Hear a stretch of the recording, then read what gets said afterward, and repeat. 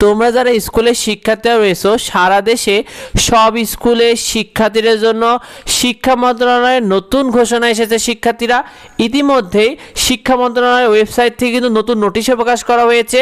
তো তোমাদেরকে জানিয়ে দিই, দেখো শিক্ষা মন্ত্রণালয়ের যে নতুন ঘোষণা সেখানে জানানো হয়েছে যে 180 দিনের মধ্যে 2 লাখ শিক্ষার্থীকে বিনামূল্যে স্কুল ড্রেস কিটস বিতরণের ঘোষণা দিয়েছেন ডক্টর এহসানুল হক মিলন, যিনি শিক্ষা এবং প্রাথমিক গণশিক্ষা মন্ত্রী। তিনি জানিয়েছেন যে 180 দিনের মধ্যে 2 লাখ শিক্ষার্থীকে বিনামূল্যে স্কুল ড্রেস ও কিটস বিতরণের ঘোষণা দিয়েছেন।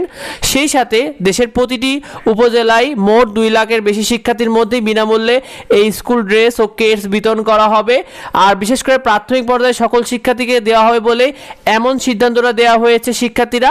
তো তোমাদেরকে জানিয়ে আর সব স্কুলের জন্য যে নতুন নোটিশটা দিয়েছে সকল পর্যায়ে স্কুলের জন্য, তারা বলেছে যে সারা দেশে ডেঙ্গুর প্রভাব অনেক বেশি বেড়ে গিয়েছে এবং ব্যাপকভাবে এটা বৃদ্ধি পেয়েছে।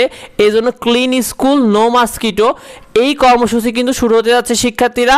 তো এক্ষেত্রে তোমাদের প্রতি সপ্তাহে শিক্ষক শিক্ষার্থীরা একসাথে স্কুল পরিষ্কার পরিচ্ছন্নতা অভিযান পরিচালনা করতে হবে এবং স্কুলে বৃক্ষরোপণ কর্মসূচি এবং বাগান পরিচর্যা কর্মসূচি পালন করতে হবে এবং শিক্ষার্থীদেরকে এই বিষয়ে সচেতন করতে হবে।